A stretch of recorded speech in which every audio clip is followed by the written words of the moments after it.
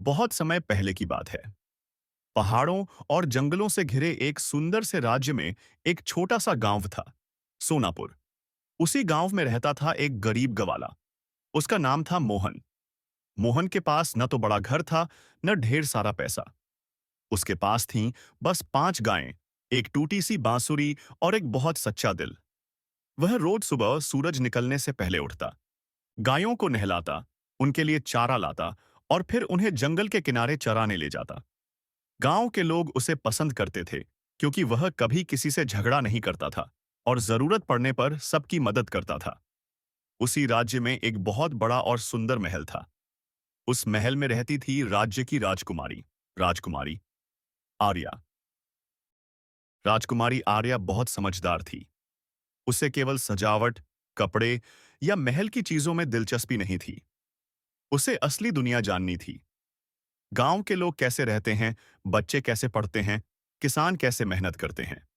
लेकिन महल में उसे बाहर जाने की इजाजत बहुत कम मिलती थी। एक दिन राजकुमारी ने अपनी दासी से कहा, मैं आज गांव देखना चाहती हूं, मुझे लोगों से मिलना है।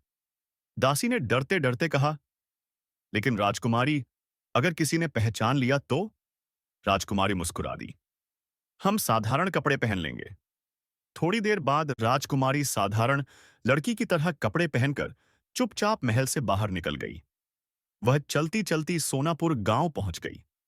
उधर मोहन अपनी गायों को जंगल के पास चराने लाया हुआ था। वह बांसुरी बजा रहा था, धीमी और मीठी धुन। राजकुमारी उस धुन को सुनकर वहीं रुक गई। उसने पहली बार किसी गवाले को इतनी लगन से अपनी गायों का ध्यान रखते देखा था। राजकुमारी पास जाकर बोली, तुम रोज यहां आते हो? मोहन थोड़ा चौंक गया, फिर मुस्कुराकर बोला, हाँ, मेरी गायें यहीं खुश रहती हैं। राजकुमारी बोली, तुम थकते नहीं? मोहन हंस पड़ा, थकान तो होती है, लेकिन जब पेट भर खाना मिल जाए और गायें ठीक रहें तो थकान भी अच्छी लगती है। राजकुमारी को उसकी बात बहुत सच्ची लगी। दोनों थोड़ी देर तक बातें करते रहे। राजकुमारी ने पूछा, गांव में सबसे बड़ी परेशानी क्या है? मोहन कुछ देर चुप रहा, फिर बोला, यहां स्कूल बहुत दूर है, कई बच्चे पढ़ नहीं पाते और जब कोई बीमार होता है तो शहर जाना पड़ता है।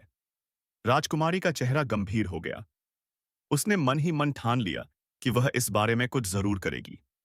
शाम होने लगी तो राजकुमारी वापस महल चली गई, लेकिन उसका मन बार बार उसी गांव और उसी गवाले की बातों में अटक रहा था। अगले दिन राजकुमारी ने राजा से कहा, पिताजी, आताजी, क्या मैं एक बात कह सकती हूं? राजा ने प्यार से कहा, बोलो बेटी। राजकुमारी ने गांव की हालत, बच्चों की पढ़ाई और इलाज की परेशानी सब बता दी। राजा कुछ देर सोचते रहे, फिर बोले, अगर सच में ऐसा है तो हमें कुछ करना चाहिए। राजा ने अपने मंत्रियों को बुलाया और आदेश दिया कि सोनापुर में एक छोटा स्कूल और एक स्वास्थ्य केंद्र बनाया जाए। लेकिन कुछ लालच अधिकारी इस काम को टालने लगे। वे सोचते थे कि गांव के लिए मेहनत करने से उन्हें कोई फायदा नहीं होगा। कुछ दिनों बाद मोहन को पता चला कि गांव में स्कूल बनने की बात तो हो रही है, लेकिन कोई काम शुरू नहीं हुआ है। गांव के लोग निराश हो गए। एक दिन मोहन ने हिम्मत करके कहा, हम चुप बैठकर इंतजार नहीं कर सकते, हमें खुद जाकर बात करनी होगी। लेकिन लोग डरते थे। महल में कौन हमारी सुनेगा? हम तो गरीब लोग हैं। मोहन ने कहा, अगर हम अपनी परेशानी नहीं बताएंगे तो कोई कैसे समझेगा? आखिरकार गांव के कुछ लोग उसके साथ चलने को तैयार हो गए। जब वे महल पहुंचे तो सिपाहियों ने पहले रोक दिया, लेकिन तभी राजकुमारी ने उन्हें देख लिया। उसे मोहन तुरंत पहचान में आ गया। राजकुमारी ने सिपाहियों से कहा, इन्हें अंदर आने दीजिए। दरबार में मोहन बहुत घबरा रहा था, लेकिन उसने अपने मन को मजबूत किया और धीरे धीरे सब बात राजा को बता दी। राजा ध्यान से सुनते रहे। फिर उन्होंने गुस्से से मंत्रियों की ओर देखा।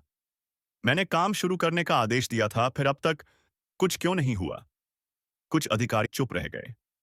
राजा ने उसी समय नए ईमानदार अफसरों को काम सौंप दिया और सख्त आदेश दिया कि 1 महीने के भीतर स्कूल और स्वास्थ्य केंद्र बनना चाहिए। गांव के लोग खुशी से झूम उठे। मोहन की आंखों में आंसू आ गए। कुछ ही हफ्तों में सोनापुर बदलने लगा। ईंटें आईं, मजदूर आए, दीवारें उठने लगीं। गांव के बच्चे रोज जाकर काम को देखते। वे पूछते, मोहन भैया, यहां हम पढ़ेंगे ना? मोहन मुस्कुराकर कहता, हाँ, बहुत जल्दी। धीरे धीरे स्कूल तैयार हो गया। छोटा सा लेकिन सुंदर। फिर स्वास्थ्य केंद्र भी बन गया। अब लोगों को दूर शहर नहीं जाना पड़ता था। राजकुमारी खुद उद्घाटन के दिन गांव आई। पूरा गांव जमा था। बच्चों ने छोटा सा कार्यक्रम भी किया। राजकुमारी ने कहा, आज यह स्कूल और स्वास्थ्य केंद्र मेरे लिए नहीं, आप सबके लिए है। लेकिन यह सब इसलिए हो पाया क्योंकि एक गवाले ने हिम्मत की और सच्चाई बोली। सबकी नजर मोहन पर चली गई। मोहन बहुत शर्मिंदा हो गया। उसने बस इतना कहा, मैंने कुछ बड़ा नहीं किया, मैंने सिर्फ अपनी बात रखी। राजा ने मुस्कुराकर कहा, यही सबसे बड़ी बात होती है बेटा। समय बीतता गया। सोनापुर के बच्चे पढ़ने लगे। कुछ बच्चे आगे चलकर शिक्षक बने, कुछ नर्स और कुछ डॉक्टर। गांव में धीरे धीरे खुशहाली आने लगी। मोहन आज भी वही गवाला रहा। वह अब भी रोज गायों को चराने जाता था। लेकिन जब वह स्कूल के पास से गुजरता तो बच्चों की आवाजें सुनकर उसका दिल खुशी से भर जाता। एक दिन राजकुमारी फिर गांव आएगी। उसने मोहन से कहा, तुमने मुझे सिखाया कि असली ताकत पद में नहीं, सही बात कहने की हिम्मत में होती है। मोहन ने मुस्कुराकर कहा, और आपने मुझे सिखाया कि अगर दिल अच्छा हो तो राजा रानी भी लोगों के जैसे ही होते हैं। राजकुमारी बहुत खुश हुई। उस दिन के बाद सोनापुर को लोग हिम्मत वाला गांव कहने लगे। सोनापुर अब सिर्फ एक साधारण गांव नहीं रहा था, बल्कि पूरे राज्य में उसकी पहचान एक ऐसे गांव के रूप में बनने लगी थी जहां लोग मिलजुल कर काम करते थे, एक दूसरे की मदद करते थे और अपने बच्चों के भविष्य के लिए सच में सोचते थे। स्कूल खुलने के बाद धीरे धीरे बच्चों की संख्या बढ़ने लगी। पास के दूसरे गांवों से भी बच्चे पढ़ने आने लगे और मोहन रोज सुबह जब अपनी गायों को लेकर निकलता तो रास्ते में बच्चों को किताबें पकड़े हंसते बोलते देख उसका मन भर आता। वह सोचता कि कुछ साल पहले यही बच्चे खेतों में काम कर रहे होते या घर पर ही रह जाते, लेकिन अब उनकी आंखों में सपने थे। बड़े बनने के सपने, कुछ सीखने के सपने और अपने माता पिता का सहारा बनने के सपने। स्वास्थ्य केंद्र बनने से गांव की औरतों को भी बहुत राहत मिली। अब छोटे मोटे इलाज के लिए शहर नहीं जाना पड़ता था। बूढ़े लोग समय पर दवा ले पाते थे और गांव में धीरे धीरे यह समझ आने लगी थी कि केवल पैसा ही नहीं, बल्कि सही जानकारी और सही सुविधा भी जीवन को बेहतर बना सकती है। इसी बीच राजकुमारी आर्या ने यह ठान लिया कि वह केवल एक गांव तक ही सीमित नहीं रहेगी, बल्कि पूरे राज्य में ऐसे काम शुरू करवाएगी जहां शुरू से लोगों की सबसे बुनियादी जरूरतें पूरी हो सकें। इसलिए उसने राजा से अनुमति लेकर जनसेवा यात्रा शुरू की, जिसमें वह अलग अलग गांवों में जाकर लोगों से सीधे बात करती, उनकी समस्याएं सुनती और फिर महल लौटकर उन समस्याओं का हल निकालने की कोशिश करती। जब वह दूसरी बार सोनापुर आई तो उसने देखा कि गांव के लोग अब पहले से ज्यादा आत्मविश्वास से बात करते हैं। महिलाएं खुद आगे आकर कहती हैं कि उन्हें सिलाई कढ़ाई सीखनी है। कुछ युवक कहते हैं कि वे खेती के नए तरीके सीखना चाहते हैं और बच्चे बड़े गर्व से अपनी किताबें दिखाते हैं। मोहन चुपचाप यह सब देख रहा था। उसके मन में कोई घमंड नहीं था, बल्कि एक अजीब सी शांति थी कि उसने उस दिन महल जाकर अपनी बात रखी थी, वरना शायद यह बदलाव कभी ना आता। उसी दिन शाम को गांव के चबूतरे पर सब लोग इकट्ठा हुए और पहली बार गांव की अपनी छोटी सी सभा हुई, जिसमें यह तय किया गया कि गांव की सफाई, पानी के तालाब की मरम्मत और खेतों तक जाने वाले रास्ते को ठीक करने का काम सब मिलकर करेंगे। मोहन ने वहां खड़े होकर किसी को आदेश नहीं दिया, बस धीरे से कहा कि अगर हम सब थोड़ा थोड़ा समय निकाल लें तो हमारा गांव और भी अच्छा बन सकता है। और उसकी बात सुनकर लोगों ने खुद आगे बढ़कर जिम्मेदारी बांट ली। अगले कई महीनों तक सोनापुर में रोज कुछ न कुछ नया होता रहा। कहीं नालियां साफ हो रही थीं, कहीं पेड़ लगाए जा रहे थे, कहीं बच्चे अपने शिक्षक के साथ मिलकर दीवारों पर सुंदर चित्र बना रहे थे, और कहीं बूढ़े लोग छाया में बैठकर नई पीढ़ी को पुराने समय की कहानियां सुना रहे थे, ताकि बच्चे अपनी जड़ों को न भूलें। राजकुमारी आर्या जब भी महल लौटती तो अपने साथ गांवों की आवाज लेकर जाती, और राजा भी अब पहले से ज्यादा ध्यान से जनता की बात सुनने लगे थे। दरबार में फैसले लेते समय केवल नक्शे और कागज नहीं देखे जाते थे, बल्कि लोगों की असली जिंदगी को भी समझा जाने लगा था। एक साल बाद जब पूरे राज्य में सबसे साफ सुथरे और सबसे सक्रिय गांवों की सूची बनाई गई, तो उसमें सोनापुर का नाम सबसे ऊपर था।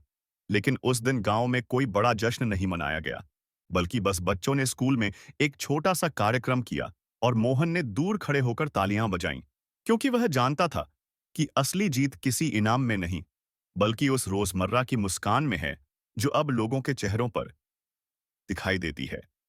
समय के साथ मोहन की गायें भी बढ़ गईं, लेकिन उसकी आदत नहीं बदली। वह अब भी सुबह सबसे पहले उठता, बांसुरी बजाता और जंगल के रास्ते से होकर निकलता। फर्क बस इतना था कि अब रास्ते में लोग उसे सिर्फ गवाला नहीं कहते थे, बल्कि सम्मान से कहते थे कि यही वह इंसान है जिसने हमें बोलना सिखाया, डर से बाहर निकलना सिखाया, और यह समझाया कि अगर दिल में सच्चाई हो तो एक साधारण इंसान भी पूरे गांव की किस्मत बदल सकता है। और यही सोच सोनापुर की नई पहचान बन चुकी थी।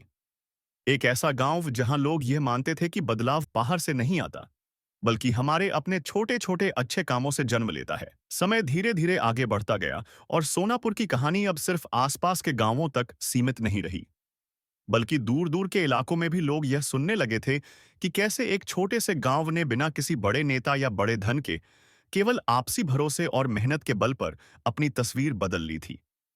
इसी बीच राज्य में एक बड़ी समस्या खड़ी हो गई। कई इलाकों में लगातार सूखा पड़ने लगा, तालाब सूखने लगे और किसानों की फसलें कमजोर होने लगीं, जिससे लोगों के मन में डर फैलने लगा कि कहीं फिर से गरीबी और भूख का समय न लौट आए। जब यह खबर सोनापुर पहुंची तो गांव के लोग घबरा जरूर गए, लेकिन पहले की तरह चुप बैठने की बजाय उन्होंने उसी शाम चबूतरे पर सभा बुलाई और खुलकर बात करने लगे कि अगर पानी की कमी बढ़ी तो हमें अभी से क्या करना चाहिए। मोहन बहुत देर तक सबकी बातें सुनता रहा, और फिर उसने शांत स्वर में कहा कि हम सिर्फ सरकार का इंतजार न करें, बल्कि अपने पुराने तालाब को गहरा करने, बारिश का पानी रोकने और खेतों के पास छोटे छोटे गड्ढे बनाकर पानी जमा करने का काम खुद शुरू कर सकते हैं, ताकि आने वाले समय में हमारी फसलें और पशु दोनों सुरक्षित रह सकें। उसकी बात सुनकर बुजुर्गों को भी अपने बचपन के दिन याद आ गए, जब इसी तरह मिलकर गांव के लोग पानी का इंतजाम किया करते थे। और उसी रात यह तय हो गया कि अगले हफ्ते से पूरे गांव में श्रमदान शुरू होगा। कुछ ही दिनों में गांव के बच्चे, युवक, महिलाएं और बुजुर्ग सब सुबह शाम मिलकर मिट्टी निकालने, झाड़ियां हटाने और पुराने तालाब की दीवारें मजबूत करने में लग गए। कोई यह नहीं पूछ रहा था कि उसे क्या मिलेगा, बल्कि सबको यह लग रहा था कि वे अपने भविष्य के लिए कुछ कर रहे हैं। यह खबर जब राजकुमारी आर्या तक पहुंची, तो वह खुद देखने आई, और उसने देखा कि कैसे बिना किसी शोर शराबे के, बिना किसी डर या लालच के लोग एक दूसरे के कंधे से कंधा मिलाकर काम कर रहे हैं। और उसी पल उसके मन में यह विचार और मजबूत हो गया कि अगर लोगों को भरोसा और सही दिशा मिल जाए तो उन्हें हर काम के लिए आदेश की जरूरत नहीं पड़ती। राजकुमारी ने वहीं खड़े होकर अधिकारियों से कहा कि सोनापुर में चल रहे इस पानी बचाने के प्रयास को पूरे इलाके में उदाहरण के रूप में अपनाया जाए और बाकी गांवों को भी यही तरीका सिखाया जाए।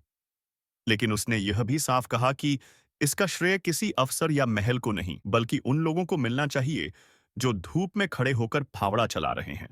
कुछ ही महीनों बाद जब बारिश आई, तो वही सूखा तालाब फिर से पानी से भरने लगा। छोटे छोटे गड्ढों में पानी रुक गया और खेतों की मिट्टी में नमी बनी रही, जिससे फसलें पहले से कहीं बेहतर हुईं और किसानों के चेहरों पर उम्मीद लौट आई। मोहन उस दिन तालाब के किनारे खड़ा होकर बहते पानी को देख रहा था, और उसे यह समझ आ रहा था कि बदलाव सिर्फ इमारतें बनने से नहीं आता, बल्कि सोच बदलने से आता है। क्योंकि अगर लोग मिलकर अपनी समस्या को पहचान लें और उसका हल खोजने की कोशिश करें, तो बड़ी से बड़ी मुश्किल भी छोटी हो सकती है। धीरे धीरे सोनापुर के लोग अपने बच्चों को भी यही सिखाने लगे कि पढ़ाई का मतलब केवल नौकरी पाना नहीं, बल्कि अपने समाज को समझना और बेहतर बनाना भी है। इसलिए स्कूल में अब समय समय पर ऐसे दिन रखे जाने लगे जब बच्चे अपने गांव की सफाई, पेड़ लगाने और पानी बचाने के काम में हिस्सा लेते थे, ताकि वे किताबों के साथ साथ जिम्मेदारी भी सीखें।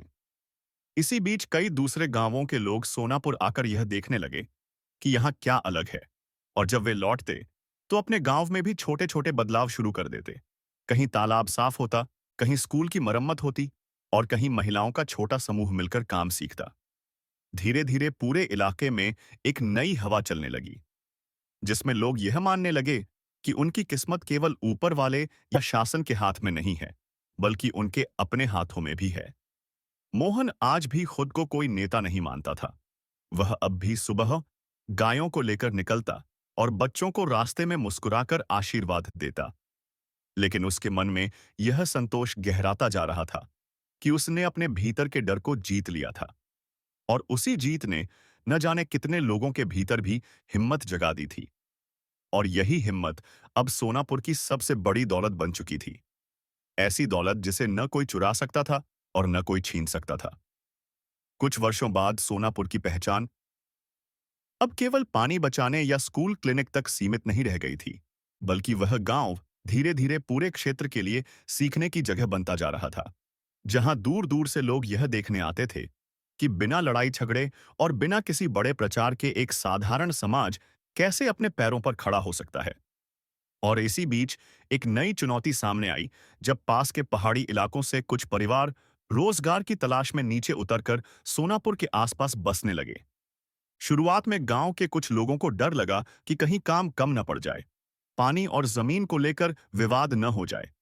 लेकिन मोहन ने एक बार फिर सबको बैठाकर शांति से समझाया कि जब हम खुद मुश्किल समय में दूसरों की मदद से आगे बढ़े हैं, तो आज अगर किसी और को सहारे की जरूरत है, तो हमें पीछे नहीं हटना चाहिए। और उसकी इस बात का असर ऐसा हुआ कि गांव की सभा में तय किया गया कि नए आए परिवारों को काम सिखाने, रहने की जगह खोजने और बच्चों को स्कूल में दाखिला दिलाने में सब मिलकर मदद करेंगे। धीरे धीरे नए लोग भी गांव के कामों में शामिल होने लगे। किसी ने खेतों में हाथ बटाना शुरू किया, किसी ने तालाब की देखभाल में मदद की, और कुछ महिलाओं ने गांव की महिलाओं के साथ मिलकर छोटे छोटे काम शुरू कर दिए, जिससे पूरे माहौल में एक अलग सी अपनापन घुलने लगी। राजकुमारी आर्या जब अगली बार सोनापुर पहुंची तो उसने देखा कि गांव की गलियों में अब अलग अलग बोली और पहनावे के लोग साथ बैठकर चाय पीते और बच्चों को खेलते देखते हैं। और उसे यह समझ आ गया कि असली विकास वही है जहां दिलों के बीच की दूरी भी कम हो जाए। उसी दिन स्कूल में एक छोटा सा कार्यक्रम रखा गया, जिसमें बच्चों ने नाटक के जरिए यह दिखाया कि कैसे डर और शक से समाज कमजोर हो जाता है और कैसे भरोसा उसे मजबूत बना देता है। और जब नाटक खत्म हुआ तो मोहन चुपचाप पीछे बैठा हुआ तालियां बजा रहा था, क्योंकि वह जानता था कि इन बच्चों की सोच ही आने वाले समय का रास्ता तय करेगी। समय बीतता गया और सोनापुर में अब एक छोटी सी पुस्तकालय भी बन गई, जहां शाम को बच्चे ही नहीं बल्कि बड़े लोग भी अखबार और किताबें पढ़ने आते थे। कई बुजुर्ग पहली बार अपने नाम लिखना सीख रहे थे, और यह देखकर मोहन का मन भीतर से भर उठता था कि सीखने की कोई उम्र नहीं होती। इसी बीच राज्य में एक बार फिर कुछ बड़े बदलाव होने लगे। नए अधिकारी आए, नई योजनाएं बनी, और कई जगह लोग उलझन में पड़ गए कि कहीं पहले जैसा भरोसा फिर से कमजोर न पड़ जाए। लेकिन सोनापुर के लोग अब बदल चुके थे। वे किसी के आने जाने से अपनी जिम्मेदारी नहीं बदलते थे। वे जानते थे कि उनका गांव उन्हें खुद संभालना है। एक दिन बारिश के बाद जब मोहन तालाब के किनारे बैठा था, तो उसके पास कुछ बच्चे आकर बैठ गए और पूछने लगे, मोहन भैया, क्या हमारा गांव हमेशा ऐसा ही रहेगा?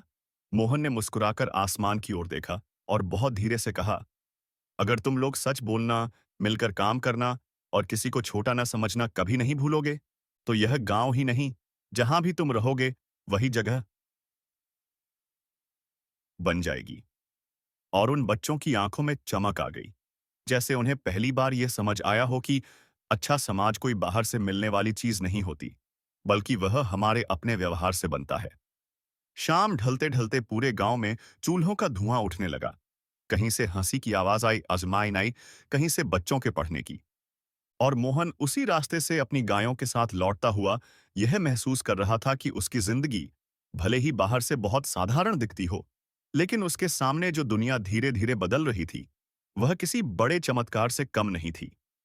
और इसी बदलाव की सबसे सुंदर बात यह थी कि अब सोनापुर किसी एक इंसान की वजह से नहीं, बल्कि हर उस छोटे हाथ और हर उस सच्चे मन की वजह से आगे बढ़ रहा था, जिसने यह मान लिया था कि अच्छाई कोई सपना नहीं, बल्कि रोज निभाने वाली जिम्मेदारी है। समय के साथ साथ सोनापुर की कहानी अब केवल बदलाव और विकास की कहानी नहीं रही, बल्कि वह एक ऐसे गांव की पहचान बन गई जहां लोग अपनी गलतियों को भी स्वीकार करना सीख गए थे। और यही बात उसे बाकी जगहों से सदियों से अलग बनाती थी। एक साल ऐसा भी आया जब गांव की फसल बहुत अच्छी हुई और अचानक पैसों की आमद बढ़ने लगी। लोगों ने अपने घर सुधारे, कुछ ने नई गायें खरीदी और कुछ ने छोटे व्यापार शुरू कर दिए। लेकिन इसी खुशहाली के बीच एक नई परेशानी चुपचाप सिर उठाने उठाने लगी, क्योंकि कुछ लोग अब अपने फायदे को सबसे ऊपर रखने लगे थे। तालाब के पानी को जरूरत से ज्यादा अपने खेतों में मोड़ने लगे थे और गांव की सभा में आने से कतराने लगे थे। शुरू में किसी ने खुलकर कुछ नहीं कहा, क्योंकि सबको लग रहा था कि शायद यह थोड़े समय की बात है। लेकिन मोहन यह सब चुपचाप देख रहा था और उसके मन में कहीं न कहीं वही पुराना डर लौटने लगा था कि अगर हम अभी नहीं बोले, तो धीरे धीरे वही दूरी और वही अलगाव फिर से पैदा हो जाएगा, जिससे निकलने में बरसों लगते हैं। एक शाम उसने फिर से चबूतरे पर सभा बुलाने की बात कही और इस बार उसकी आवाज में कोई गुस्सा नहीं था, बल्कि चिंता थी। उसने बहुत सरल शब्दों में कहा कि पानी और जमीन पर हमारा हक तभी तक सही है जब तक हम एक दूसरे की जरूरत भी समझते रहें। अगर हम अपने ही बनाए नियमों को तोड़ेंगे तो बाहर से कोई आकर हमें नहीं बचाएगा। उसकी बात सुनकर कुछ लोग पहले असहज हुए, कुछ ने सफाई देने की कोशिश की, लेकिन धीरे धीरे बातचीत खुलने लगी और पहली बार लोगों ने यह माना कि बदलती हालत में नई समस्याएं भी आती हैं और उनसे भागने के बजाय उन्हें मिलकर सुलझाना ही असली समझदारी है। उस दिन देर रात तक चर्चा चली। कोई ऊंची आवाज नहीं थी, कोई अपमान नहीं था। सिर्फ यह कोशिश थी कि हर कोई अपनी बात कह सके और दूसरे की बात सुन सके। और अंत में यह तय हुआ कि पानी के बंटवारे और खेतों के इस्तेमाल के लिए फिर से साफ नियम बनाए जाएंगे, जिनका पालन सब पर बराबर लागू होगा। उस रात मोहन बहुत देर तक जागता रहा।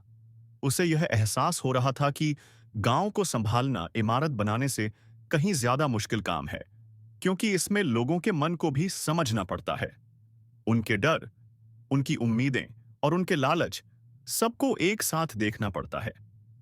अगले कई हफ्तों तक गांव में बैठकों का सिलसिला चलता रहा।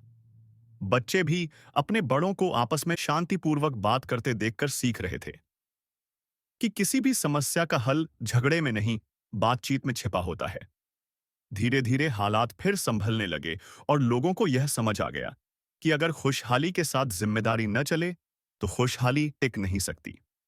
इसी बीच राजकुमारी आर्या को भी यह सब पता चला और उसने सोनापुर आकर खुलकर गांव वालों की तारीफ की कि उन्होंने खुद अपनी गलती पहचानी और उसे ठीक करने की कोशिश की, क्योंकि उसके अनुसार असली मजबूत समाज वही होता है जो अपनी कमजोरियों से भागता नहीं, बल्कि उन्हें स्वीकार करके आगे बढ़ता है।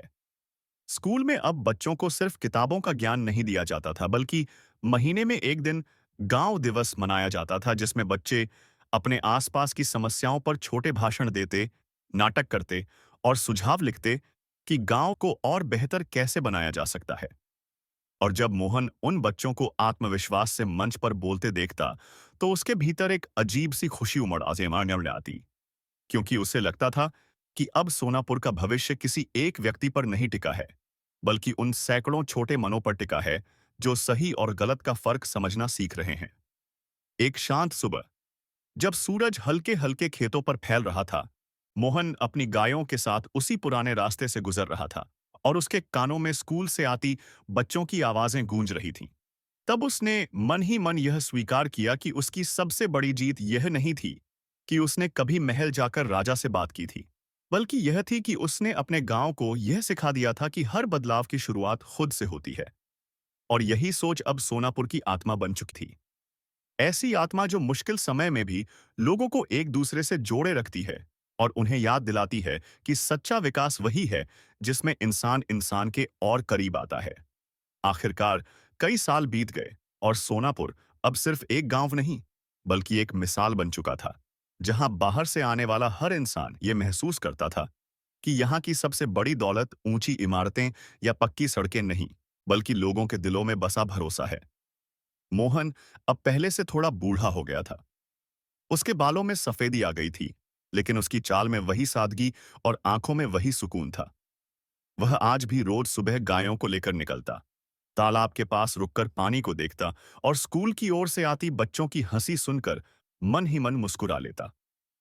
अब गांव के कई बच्चे बड़े होकर शिक्षक, डॉक्टर और खेती के नए तरीके जानने वाले किसान बन चुके थे। और वे जब भी किसी मुश्किल में पड़ते, तो सबसे पहले आपस में बैठकर बात करने की कोशिश करते, क्योंकि उन्होंने यही सीखा था कि समस्या चाहे कितनी भी बड़ी क्यों न हो, मिलकर सोचने से रास्ता जरूर निकलता है। राजकुमारी आर्या अब राज्य की जिम्मेदारियों में पूरी तरह जुड़ चुकी थी, लेकिन वह आज भी समय समय पर सोनापुर आती थी, क्योंकि यही वह जगह थी जहां से उसने लोगों की असली ताकत को पहचाना था। एक शांत शाम को पूरे गांव ने फिर से चबूतरे पर बैठकर छोटा सा कार्यक्रम रखा। बच्चों ने गीत गाए, बुजुर्गों ने आशीर्वाद दिया और मोहन से सबने बस इतना ही कहा कि उसने उन्हें अपने भीतर की हिम्मत पहचानना सिखाया है।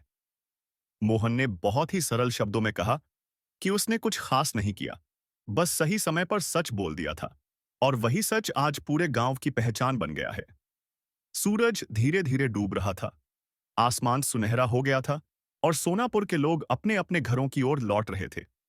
लेकिन उनके दिलों में यह विश्वास पहले से कहीं ज्यादा मजबूत था कि अगर वे एक दूसरे का हाथ थामे रहेंगे, तो कोई भी मुश्किल उन्हें तोड़ नहीं सकती। इसी विश्वास के साथ हमारी यह कहानी यहीं पूरी होती है। और अगर आपको यह कहानी पसंद आई हो तो हमारे चैनल को सब्सक्राइब करो और वीडियो को लाइक करो, ताकि ऐसी और भी अच्छी कहानियां आप तक पहुंचती रहें।